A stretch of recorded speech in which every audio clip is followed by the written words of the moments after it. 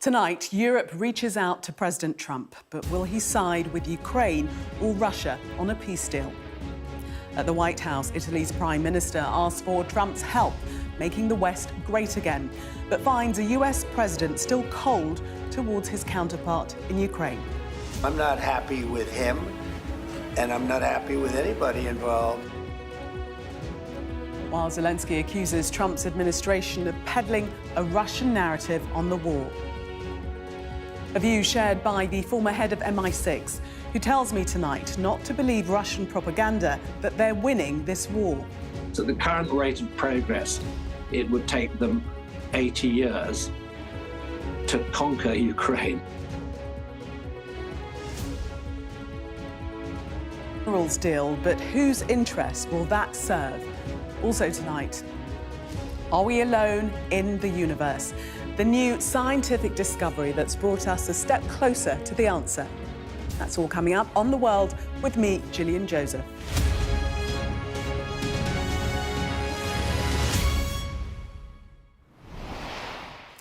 Good evening. In Paris and in Washington today, world leaders have been reaching out to the Trump administration in an attempt to bring the US president on side amid ongoing peace talks over Ukraine.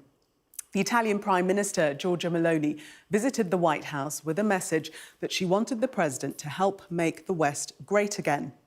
Her task was complicated after an intervention from Volodymyr Zelensky, who accused Trump's special envoy, Steve Witkoff, of spreading the narrative of the Kremlin.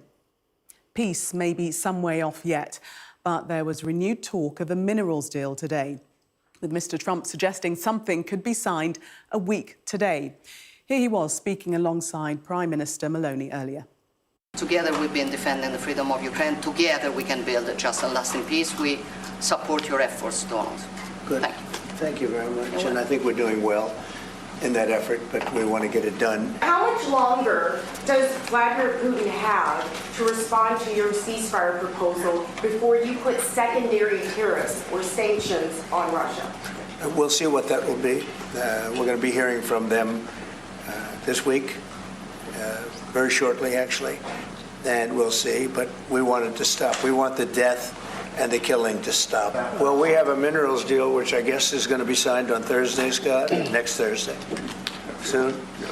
And I assume they're going to live up to the deal, so we'll see. They've been asking if we decided another percentage about the defense spendings, NATO, and I said NATO. yes, NATO, and I said that Italy is reaching the 2% as it was already decided. We didn't speak about a specific other percentage, but we are aware of the fact that defense is important for the future, and we see what also the work that we are trying to do at the European level. And I don't hold Zelensky responsible, No. but I'm not exactly thrilled with the fact that that war started. That was a war that would have never started if I were president. You'd have millions of people living right now that are dead. Well, earlier in the day, Ukrainian President Volodymyr Zelensky accused the Trump administration's special envoy, Steve Witkoff, of spreading Russian narratives about the war. We are discussing today, of course, a ceasefire, but we do not discuss territories until a ceasefire is reached. You know my attitude and what our red lines are. We will never recognise any of our temporarily occupied territories, Ukrainian lands, as Russian lands. Also, I believe that Mr. Witkoff has taken on the strategy of the Russian side. I think it is very dangerous because he is consciously or unconsciously, I don't know, spreading Russian narratives. Steve Witkoff was in Paris along with the US Secretary of State Marco Rubio, talking Ukraine with French President Emmanuel Macron and other European officials. The French host described the discussions about working towards a Ukraine ceasefire as excellent, adding that they believe it shows Europe is back at the table in talks about Ukraine's future. I think this is a very important occasion to have convergence with our Ukrainian friends and alongside the Europeans, alongside with you, because I think everybody wants to get peace, for sure, and a robust and sustainable peace. And this is a we clearly we all urge you. And now the question is about the phasing, the way to approach this resource. Well, our US correspondent James Matthews is in Washington for us. And James, what's been the response to those discussions in Paris thus far? Well, the French officials, certainly they're trying to spin it as very positive and placing the Ukrainians at the heart of discussions. There will be further discussions actually in London next week between the French, the US and Ukrainian officials. So we'll see how far that goes.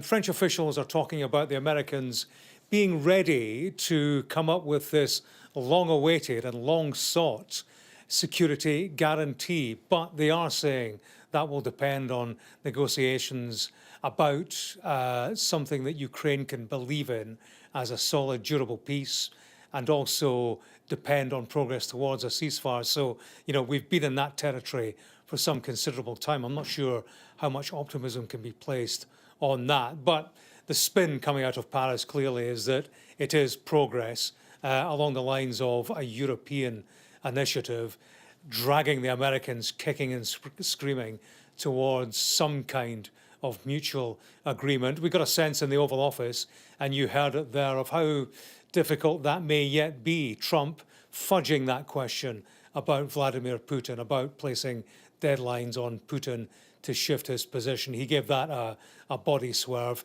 Ukraine, European capitals won't have liked to have seen that spectacle because they want Trump to harden up in his stance towards the situation, towards Putin and the mocking of Trump, as many would see it. So, that's the situation with regard to Ukraine. Trump addressed other aspects of that situation, spoke about Zelensky. You're aware, Gillian, of this business of did Zelensky start it, didn't he?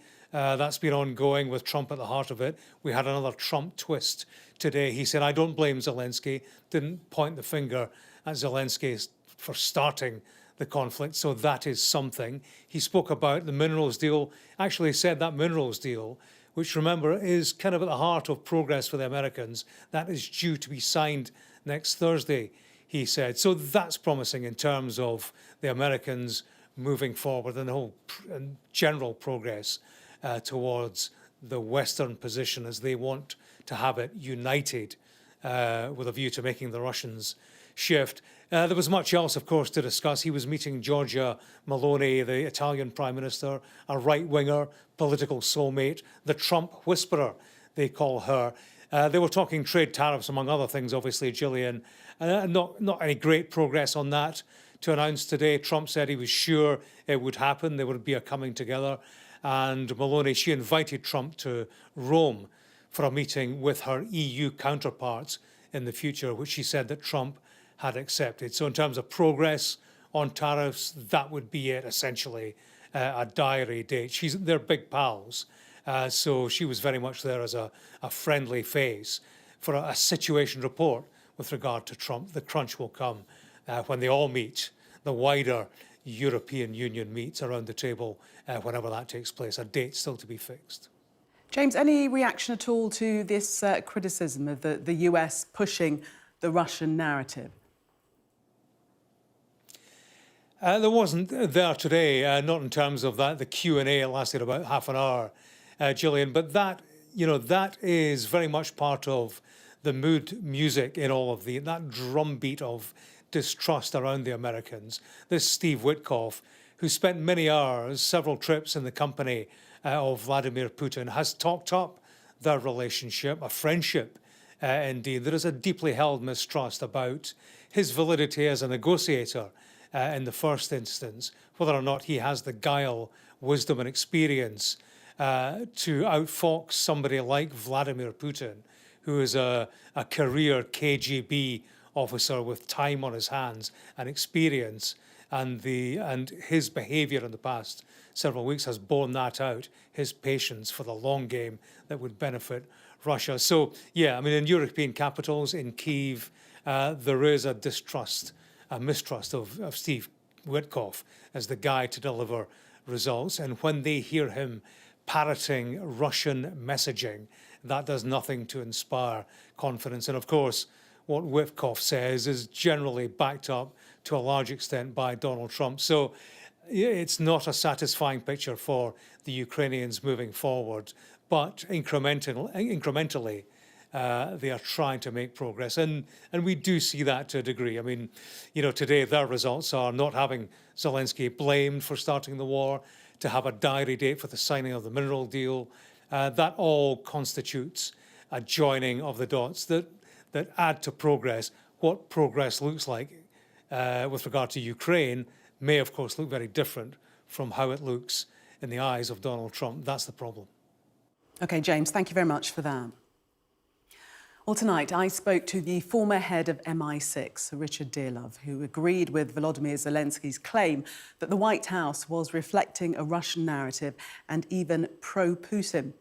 He also suggested Vladimir Putin's leadership could be under question within Russia due to heavy losses on the battlefield and a lack of progress militarily. He told me that at the current rate of progress, it would take Russia 80 years to conquer Ukraine. We started, though, with his criticism of Trump's envoy, Steve Witkoff, who was accused by Mr. Zelensky of spreading a Russian narrative. I think that would be a poor outcome for Europe at this moment in time. I'm also worried by the way in which Witkoff, his negotiator with Putin, has been putting out what I would regard as a Russian narrative. I've said already on a couple of occasions that the worst deal would be an early ceasefire, which makes unnecessary concessions on the Russian side, because Ukraine has been pushed to the table to negotiate, to accept a ceasefire in principle. But we see absolutely no apparent concessions on Putin's part. As far as we can tell, his Ukrainian policy has no reverse gear. He is just asking for the maximum still. So I think that the better outcome would be for us to continue to support the Ukrainians and not to do an early deal which makes concessions to Russia. I mean, Russia's not in a particularly good place, and we need them to be under pressure as well when they agree to a ceasefire. Look, everybody wants to see this war at least stopped, maybe not concluded. So I agree with that objective. But the question is, how do you get Russia to the table? Before we move on to talking about that very point, can you elaborate on what you mean by Witkoff sort of pushing a Russian agenda? Well, his public statements seem to reflect Russia's line. And up until, we've seen a significant shift. The Biden administration was very clear in their support for Zelensky. They're very clear in how the war started. And you've had some really extraordinary statements coming out of the White House. Maybe we shouldn't take them quite at face value, but to be pro-Putin at this point in time is very dangerous for European security. To allow him to, as it were, come out of this conflict claiming some sort of victory, I think is perhaps almost the worst outcome for Europe, because it raises all sorts of questions for the future about European security. Do you believe that it's in Russia's interest to agree a ceasefire? Do they actually want a ceasefire? Well, the strange thing is, I think Russia probably needs a ceasefire rather badly, more than Putin himself realizes. The war has been a disaster. His leadership must be under question amongst the privileged kleptocrats around him who are not getting the deal that they expected. They have significant economic and cash problems. Their cash reserves are running out. And the experts who analyze the military situation tell me that the Russian military is at a point where its future performance is likely downwards. Less motivation of its soldiers, less ammunition, less equipment on the battlefield. I mean, ironically, Putin may actually be playing into the West's hands by saying, well, I'm going to accept a ceasefire, but doing nothing about it. And look at the way that he has escalated the attacks during this period, particularly on civilian targets. You get that dreadful attack in Shumi on Palm Sunday. I don't see any indication yet at all that Putin is prepared to make any concessions whatsoever on his original war aim, which is to make Ukraine into a vassal state of Russia once again. What you're describing, though, seems to point to the fact that Russia is on the back foot. But how can they be when they're launching new offensives? Their advances on the battlefield have slowed significantly in the last 3 months. At the current rate of progress, it would take them 80 years to conquer Ukraine, if you put it like that. They are unable to amass a significant force which could break through Ukrainian lines in a serious way. What they're doing is they're sort of biting off very small sections of territory. And we've virtually got a frontline stalemate at the moment. So their advances don't necessarily listen to the propaganda, look at the facts on the battlefield. The situation militarily for Russia is not good. Okay, they retook the Kursk salient, but they did that largely in the 8 days when Trump suspended tactical intelligence support for the Ukrainians. So it actually showed the importance of American support for the Ukrainian situation. And it's important that that is maintained because the Europeans can't replace that. They can't replicate it, not at the moment anyway. And what about the minerals deal with America? We were led to believe by Zelensky that it was imminent, but this evening President Trump is now saying that it won't be until next Thursday. Well, it keeps on being negotiated. It's a very tough deal for Ukraine. They haven't got much choice. They're going to have to accept something. I think they're trying to make it a more reasonable document.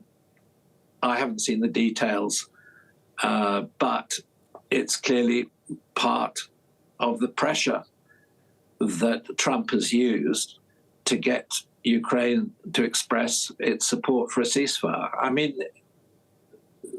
Ukraine's it's terrible to say it. That's pretty much putty in American hands. I mean, America can call the shots, but they can't, at the moment, apparently call the shots with Putin, so they've only got one side to the table.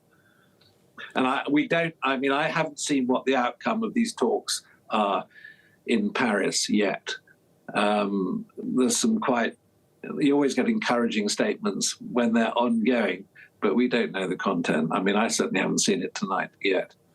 But certainly in terms of any negotiations that are ongoing, you believe that Russia has the upper hand? Well, Russia is being allowed the upper hand by the Trump administration at the moment. But in practice, the irony is that Putin probably needs a ceasefire pretty badly. The point is we need to sustain the Ukrainian war effort and maybe push this so that Russia is nearer to a point of crisis. But neither side is in a good position. And to look at Russia and think that there's imminent military victory, I think is quite misleading. It's not like that at all. Can we talk about China and the current relationship with the UK? Are you comfortable with the level of Chinese involvement in our critical infrastructure? And I'm thinking about the reported access to UK medical records, patients' GP records. Look, absolutely not. Why on earth are we allowing an autocratic communist state with whom we have difficult relationship, involvement in aspects of our CNI, critical national infrastructure? I think the issue with the Scunthorpe Steelworks has shown how difficult a Chinese partner in that can be. And the idea that we would allow medical records in the hands of a Chinese company seems to me absurd. I really do feel that these are not areas of our economy where we should accept Chinese investment. Look, we've been around this circuit once already with Huawei and 5G. And at the beginning of that negotiation, we had statements from the government then saying, oh, we could manage the security. I'm pleased to say that given the pressure that some of us put on the government, that position has changed significantly. And we switched policy. I think the government should have some sort of committee, which could be multi-party, with some professional intelligence people who could, as it were, develop a clear line with China so we didn't put in their hands bits of our economy which might in future make us vulnerable. I mean, for example, China is supporting Putin very significantly in Ukraine. What would happen if there is a Taiwanese blockade or invasion, a Chinese invasion or blockade of Taiwan? What then for the pressure that China could exercise in the UK, because they have a significant position in a critical part of our economy? It's just, for me, absolutely unthinkable. And we have to do something about it urgently. So the government decision regarding Scunthorpe, that was the best option? I think they did exactly the right thing. And I wouldn't normally support nationalisation, but I think if they nationalise the company, so much the better. Look, the equation has changed. We need high-grade steel. We need to manufacture it ourselves because of the emphasis now on rearmament across NATO countries. And that it absolutely should not be a Chinese company that owns that national asset. But does the decision at Scunthorpe, does that spoil future relations with China? Well, it may do, but tough. Look, we should have a relationship with China which is reciprocal. Do you really think the Chinese would allow us to own bits of their CNI? No way. Do you think that the Chinese would allow us to analyze data about the health of their population? No way. We should trade with China. I don't have any problem with that. And our economies, to an extent, are already intertwined by investment. But we should be very, very careful about the areas where we allow this sort of access. And the Chinese are never going to allow us reciprocity in our trading relationship with them. The government needs to wise up and to understand the situation. Many of these mistakes were made a significant time ago. We're now suffering the consequences. And some of us, right from the word go, were speaking out against these sorts of investment.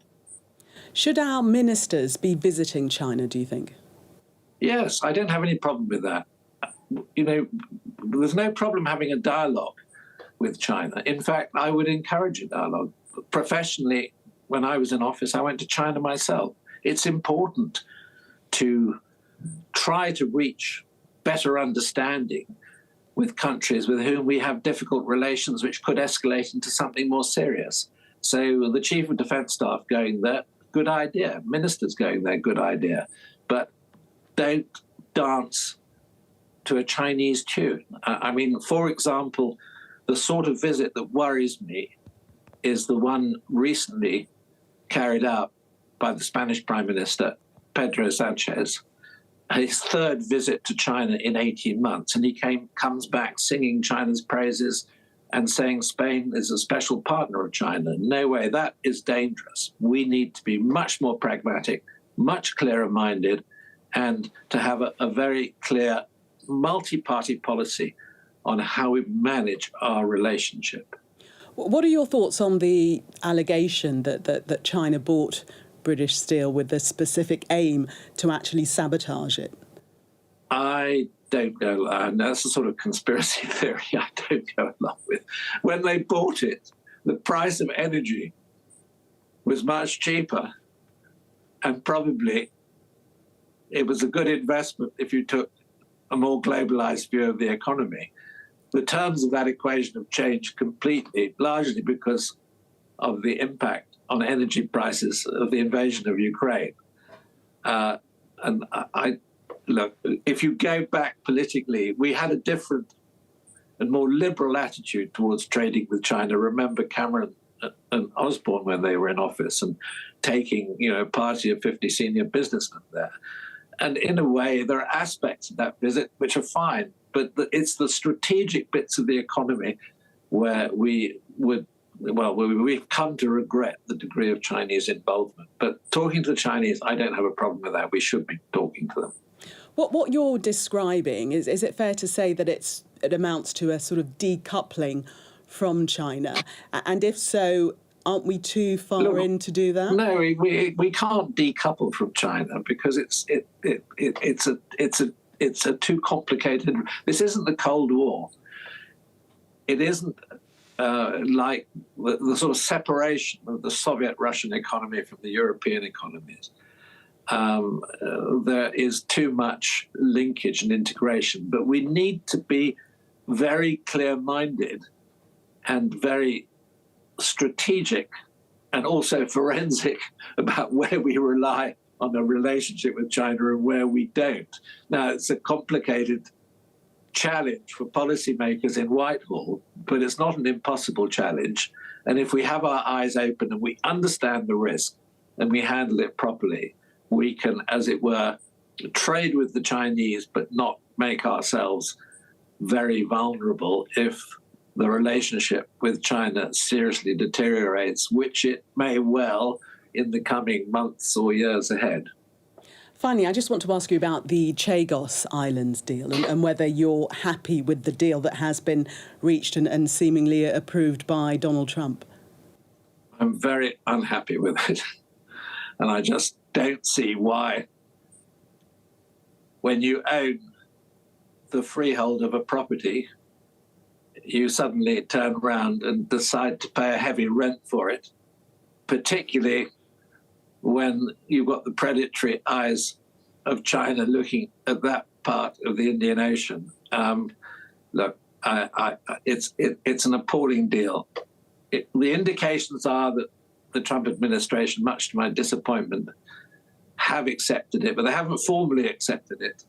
And certainly, in terms of my private conversations with some of the members of the administration, they don't like the deal either because of I won't go into the legal complexities, but it's not based on anything, and it's an advisory opinion from the ICJ. It's not an enforceable opinion. And I might just point out that two of the judges on the court, one was Chinese and one was Russian. So Richard Dearlove speaking to me a little earlier on. You are watching The World with me, Gillian Joseph. Still to come. Can Ukraine expect any reversal of fortunes with a US minerals deal? I'll speak to a former US ambassador to Ukraine.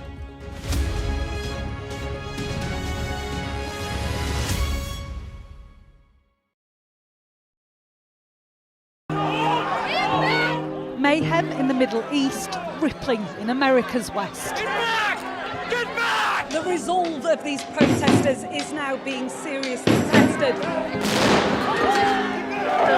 I saw police being forceful, pushing young men and women to the ground as they made almost 100 arrests.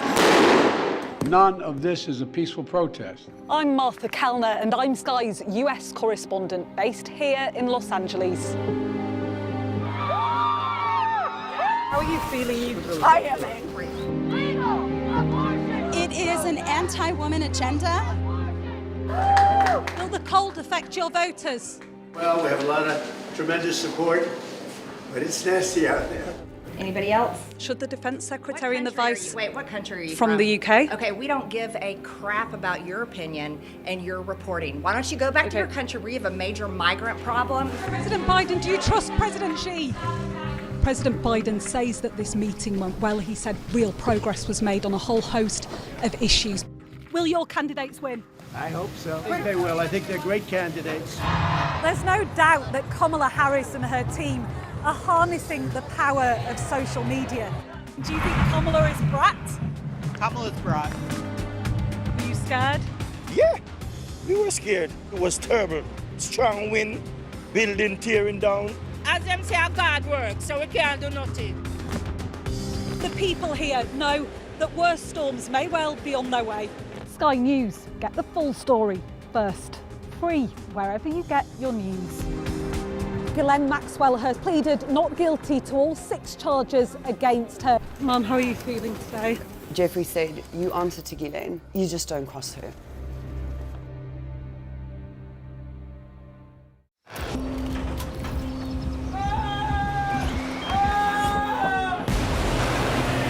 The most significant day of this conflict. They keep telling us that they want aid. And this is what's left of it. Heavy vehicle. Why only in America? People want their country to work. They want a job in a normal life. Why are these homes empty? I want you to be honest with people.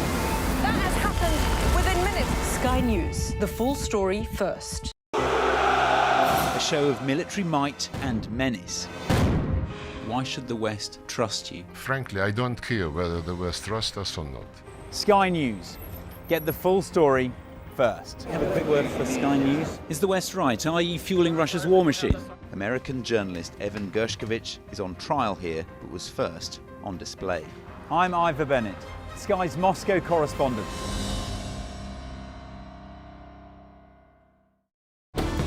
Jubilation in the streets, while some emotional. This is a political victory for Prime Minister Modi and his Hindu Nationalist Party. I'm Neville Lazarus, and I'm Sky's reporter based in Delhi. Companies like these are helping India in its trajectory to be a serious player in space exploration. Sky News, get the full story first.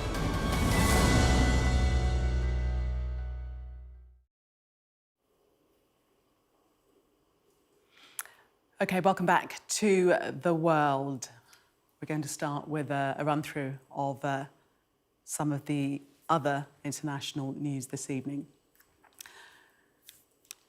Let's take you to the next story. We just had a guest drop out, so hence the delay.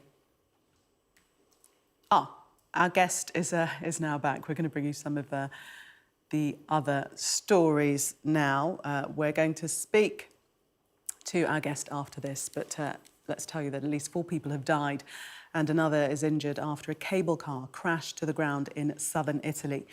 Officials say the cable snapped at the popular tourist attraction just south of Naples. Other passengers were helped from another car stranded in midair. The cable car, which had just reopened for the warmer seasons, is popular for its views of Mount Vesuvius and the Bay of Naples. 1 person has been killed and 6 others injured after a shooting at a Florida university.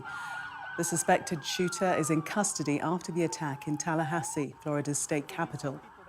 Briefed and asked about it at the White House, President Trump said it's horrible that things like this take place. The head of the IMF has warned that the uncertainty around the president's tariffs could leave businesses and ordinary people worse off, but she cautioned against a global recession. Here she was speaking a little earlier. Our new growth projections will include notable markdowns, but not recession. We will also see markups to the inflation forecasts for some countries. Uncertainty is costly. The complexity of modern supply chains means imported inputs feed into a broad range of domestic products. The cost of one item can be affected by tariffs in dozens of countries. Movements should be taken as a warning. Everyone suffers if financial conditions worsen. Let's return to Ukraine now, and what we've heard from the White House tonight, that the first parts of a mineral deal will be signed next week, even as President Trump again spoke of not being happy with Volodymyr Zelensky. Well, former US Ambassador to Ukraine, John Hertz, joins me now. Welcome to you. You were US Ambassador to Ukraine. You worked to enhance US-Ukraine relations. How do you characterise that relationship now? It's rocky and it's peculiar at the same time. The relationship is defined by Moscow's aggression in Ukraine. The Trump administration came into office saying they wanted to establish a durable peace in Ukraine. And to do that, they're going to have to deal with the obstacle to peace, who is Vladimir Putin. And they've been reluctant to apply any pressure on the man who's only going to make a serious step towards peace if he feels American pressure. Ambassador John Hertz, I'm afraid we're going to have to suspend the interview. We're going to go straight to the White House to listen in to Donald Trump. Bear with us. Right after the Civil War. And if you look at it that way, the case is an easy case to win. And I hope the lawyers talk about birthright, citizenship, and slavery, because that's what it was all about. And it was a very positive, it was meant to be positive. And they use it now instead, not for slavery, they use it for people that come into our country and they walk in and all of a sudden they become citizens and they pay a lot of money to different cartels and others. It's all about slavery, and if you look at it that way, we should win that case. Okay. Mr. President, following that, we have a great relationship with the president of El Salvador. Will you ask him to release Abrego Garcia so that you can facilitate his return here to the United States? And do you believe he deserves due process here? Well, I must tell you, I have to refer again to the lawyers. I'll have to do what they asked me to do.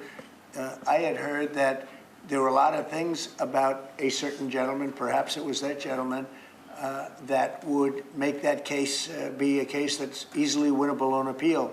So we'll just have to see. I'm going to have to respond to the lawyers.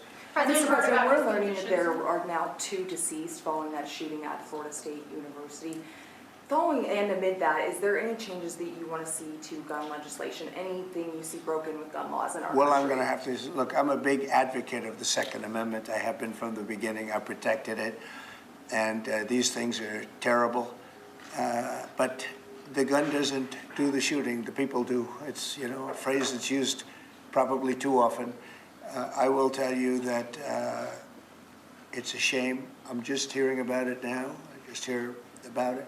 I know the area very well. I know the school very well. I know everything about it. It's Florida. And we'll have more to say about it later. I have to see what happens. What do you mean when you say there will be more to say about it? Only in terms of what happened.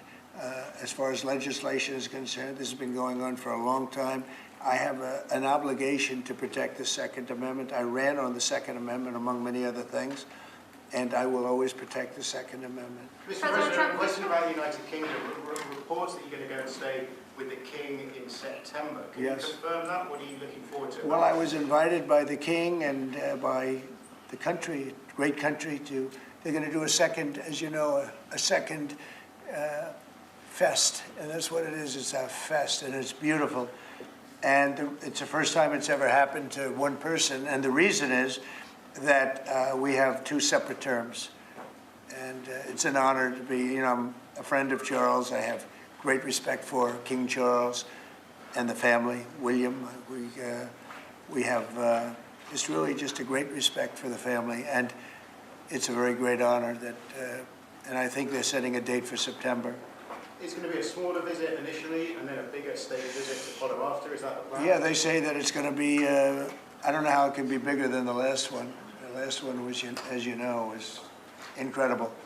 But they say it's going to be even more important. So it's a great honor to be so chosen. President Trump, yesterday you spoke with Japan. Is the Nippon steel deal part of the tariff negotiations? Did you discuss that with them? It could be, but I doubt it. I mean, I think we're going to view it separately. We want U.S. steel to remain in the hands of the United States and people from the United States. And great respect for Japan, but we don't want a foreign country buying U.S. steel. U.S. Steel was one of our great companies of the world. When you go back 80 years, and it was the biggest, strongest, most powerful company in the world, and we're going to make it very strong and powerful again without Nippon. But if Nippon wants to come in, and I hear they're working on it very hard, I have great respect for Nippon Steel. I know a lot about it.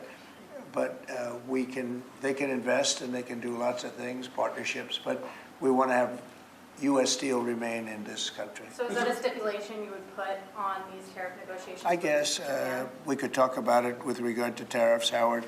I mean, it's something that could be a part of it, but tariff negotiations are actually simpler than that. I mean, we're going to set a number and people are going to pay that number, or they're going to decide to go elsewhere.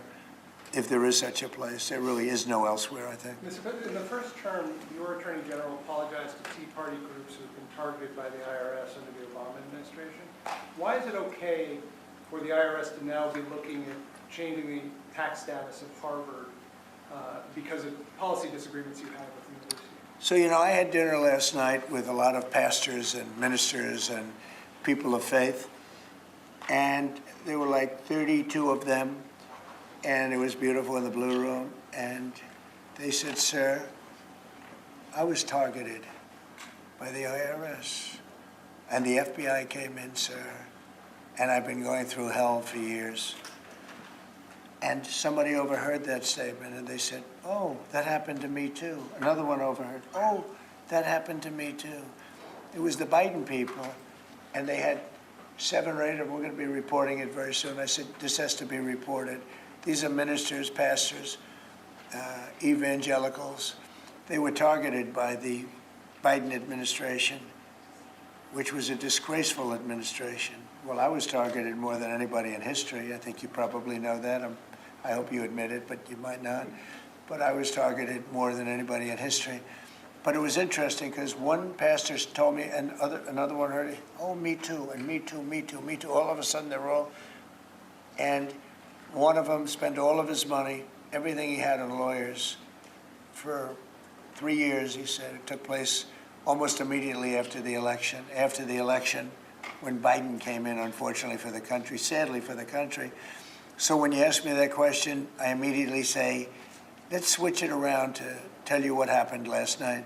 And not only that, we're also finding that many people just having to do with Trump support have gone through hell. And they've used the IRS for purposes of something that's very illegal for them to have to do. What are you trying to It's a very illegal, it's a very, very illegal thing to do, what they did. And I think it's such a shame. That was long what? If that was wrong, why are you considering changing the tax status of Harvard? Because I think Harvard's a disgrace. I think what they did was a disgrace. They're obviously anti-Semitic. And all of a sudden they're starting to behave. But when you see what they were saying, what they were doing, when you see the way they took care of events, when you watch that woman, that horrendous president that ruined the image of Harvard, maybe permanently, in Congress, in the halls of Congress, when you take a look at what happened there, it was horrific. And, you know, I've looked at a lot having to do with it. I'm not involved in it. It's being handled by lawyers. I read about it just like you did. But tax-exempt status, I mean, it's a privilege. It's really a privilege. And it's been abused by a lot more than Harvard, too, by a lot more than Harvard. So we'll see how that all works out. I don't think they've made a final ruling. I don't believe they've made a final ruling, but it's something that these schools really have to be very, very careful with. Very anti-Semitic when you take a look, whether it's Columbia, Harvard, Princeton. I don't know what's going on, but when you see how badly they've acted, and in other ways also. So we'll be looking at it very strongly. Mr. President, on that subject, on the tax-exempt status subject, what are the other groups that you'd like to see that status removed from? Could we expect an executive order? Well, we'll be making some statements, but it's a big deal. And they're so rich and so strong, and then they go so bad. They've earned so much by being a member of this country, a member of this group, this beautiful group of people in this country, and then they go and they abuse their power like that. I think it's, I think it's very sad. Are we talking about immigrant rights groups, environmental Could rights be. groups? Could be. I mean, look, environmental. I have a group named CREW. CREW. You ever hear of it? I think it's CREW. And they have a guy that heads CREW. It's supposed to be a charitable organization. The only charity they had is going after Donald Trump. So we're looking at that. We're looking at a lot of things. But if you take a look at CREW, what they've done, and I think it was a very big abuse, but we're going to be finding out pretty soon. Can you explain the disconnect between your conversations with President Xi, when those potentially could happen, and why they haven't happened yet? Well, you don't know whether or not they've happened. That's my question. Yeah, I mean, I've never said whether or not they've happened, but I have a very good relationship with President Xi, and I think it's going to continue. And I would say they have reached out a number of times. Xi or they? Well, the same. I view it very similar. It would be top levels of China. And if you knew him, you would know that if they reached out, he knew exactly. He knew everything about it. He runs it very tight, very strong, very smart. And, yeah, we're talking to China. So they've reached out in recent days or recent weeks? Excuse me? They've reached out since the 145% tariffs? Oh, yeah, sure. Yeah. Do you believe a lot? Do you believe a lot all the time? We're talking. Have you spoken to him directly to President Xi? I don't want to say that. No. It's just not appropriate. To But say. you're speaking.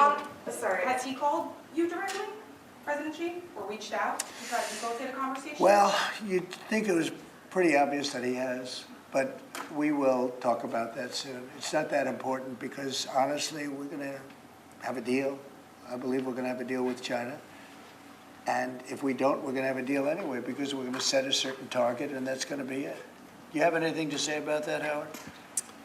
I think our tariff policy around the world has every country in the world coming in and talking to us. It is incredible. We had country after country in yesterday. We are confident that we will work out something with China, and the president knows what he wants to do, and I think he knows it better than anybody else in the world, and we are confident that this is going to work out well, both for the United States of America. I'm sure he'll work it out with China, but the amount of other countries who are working with us is incredible, and I think it's really going to work for the American farmers, for our ranchers, for our fishermen, for our businesses. The scale of companies coming to America just every day, like even this morning we were talking about Whirlpool, and then we were talking about car companies opening. The scale of factories coming to America is mind-boggling, driven by Donald Trump's tariff policy, which has got the world coming and finally respecting the United States of America. President Trump, you said And by the way, there's never been anything like it. We have at least $7 trillion of new businesses coming in. If you go back and look at others, I mean, in years they wouldn't do anything like that. So, and this is in a matter of weeks, so it's been pretty amazing. You said we're talking, so China and the U.S. are talking on tariffs. Oh, sure. Do you believe then that they won't go higher than 125%? We've heard Chinese officials say that. And then, like, what happens if they do go higher? Do we retaliate more? Well, than at a certain point, 125? I don't want them to go higher because at a certain point you make it where people don't buy. So I may not want to go higher, or I may not want to even go up to that level. I may want to go to less because, you know, you want people to buy. And at a certain point, people aren't going to buy. And it's actually up to 145% because you have the 20. You previously said that you would consider reducing tariffs on China to get a tic-tac deal done. Is that still on the table as of now? Well, we have a deal for TikTok, but it'll be subject to China, so we'll just delay the deal till this thing works out one way or the other. And I think it's a good deal for China. The TikTok deal is very good. TikTok is good for China, and I think they'd like to see us do a deal, especially the deal that we have pretty much done with some of the best companies in the world. If they agree to sign the deal, would you take that into consideration? I think it would be when something talking we about discuss reducing because tariffs? it's a natural. If we're making a deal, I guess we'll spend 5 minutes and talk about TikTok. It wouldn't take very long. Can you give us a sense of how far along these negotiations are with China? Are they in the early stages, or are you inching closer now to actually making a deal on tariffs? I think that we will make a deal with China. I think we've had some very good talks, but we will have some very good talks remaining. And, you know, I view it, and some people say, oh, rush. I think we have a lot of time. I think we have plenty of time. But we have very, very good, you saw Japan was here yesterday. We had Italy today. We had a great conversation with the Prime Minister. We've had very good talks yesterday with Mexico. Talking with everybody. You know, the problem is it's only so many hours in the day. I think we're going to make a deal with China. We're going to make a deal with everybody. And if we don't make a deal, we'll just set a target, and we'll live with that, and it'll be fine too.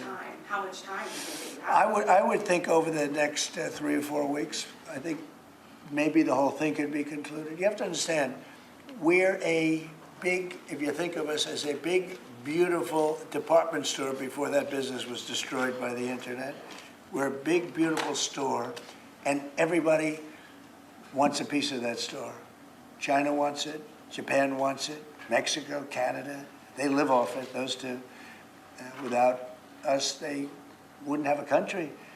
And everybody wants a piece. And at a certain point, if we don't make a deal, we'll just set a limit. We'll set a tariff, we'll set some parameters, and we'll say, come in and shop. They may not like that, and they may find it, or the market may find it too high. You know, more likely the market, but the market may find it too high, or the country may find it too high. Then they'll come back and say, well, we think this is too high, and we'll negotiate, or they're going to say something else. They're going to say, well, let's see what happens. But they always have a right not to do it. So they can say, well, we don't want it, so we're not going to shop there. We're not going to shop in the store of America. We have something that nobody else has, and that's the American consumer. And I had the most successful 4-year period in the history of this country, and I think we're going to blow it away this time. But there is a little bit of a transition, and we're going to have that little transition, and it's not much of a transition. You know, if you look right now, we're getting 25% on cars, right? We're getting 25% on steel. We're getting 25% on aluminum. We're going to have some other things that we're going to be adding in the not too distant future because we want them to be made here. The medicines, the drugs, pharmaceuticals are going to be done, and computer chips, et cetera, et cetera. And because of that, we have the biggest computer companies in the world coming in from Taiwan and other places, and they're building in Arizona and lots of other places. We're number one in AI by far. We're leading China by a lot, by tremendous amounts. We're going to supply electricity at levels never supplied before. They're going to build their own electric. We're going to let them become a utility, essentially. And it's going to be amazing for the country. They're going to build their own electric plants. We have to double up our electricity to remain number one in AI. We're going to have to double up our electricity take our whole country. We're going to have to double up our electricity. Think of that. And probably even triple it up. And we're going to let them build their own electric plants with their plant that they're building for the AI or whatever they're doing. Never been done before. We're going to get them quick approvals. It's going to be very clean, going to be very nice. And we're going to get them very fast approvals. And people are investing in this country like they've never invested before. Thank you very much, everybody. Thank you, Fred. Thank you, Fred. Thank you, Fred. Thank you. We're headed out. Thank you, guys. We're right here. Let's go. Thank you. Well, Donald Trump there ending his impromptu news conference. Standing by is our US correspondent Mark Stone, wide-ranging as usual. But should we start by focusing on what he had to say about the UK and announcing that his state visit will take place in September? Well, it won't be the state visit, I don't think, but it will be a visit to the UK, which was always on the cards at some point soon. And during that visit, he will go to Windsor to see the King. It was always the case that the state visit would be a kind of separate affair that almost certainly can't take place this year because of time schedules, both here and in the UK. But that will happen at some point. And a visit before then, which would be ostensibly to see Keir Starmer, the Prime Minister, that would be part of the process of planning the state visit. But yeah, this is news because we didn't know quite when when Trump's first visit in his second term to the UK would be. He seems to be confirming that it is now set for September. He's due, I understand, to have a call with the Prime Minister Keir Starmer any time now. So perhaps they have had that call, and that is what one of the things that was discussed between the two of them. So we can expect to see the American president in the UK in September, and I imagine that will come with some degree of protest as well. You'll remember when he was last in the UK for his state visit during his first presidency, there was an awful lot of protests that were taking place in and around that visit. So I imagine the same will be the case this time. And that kind of hints at the difficult political position that Keir Starmer is in, because he has chosen a rather different approach from quite a few other countries when it comes to tariffs. He is not criticising Donald Trump overtly. He has not reciprocated on the tariffs. And politically, that is awkward because clearly tariffs will impact people at home, as we're already seeing with things like British Steel. Mark, thank you very much for taking us through that wide-ranging news conference. That is all for tonight's programme. I'm back with news at 10 with more on the news of President Trump looking to visit the UK in September. We'll also have an update on that shooting at Florida State University. Do stay with us.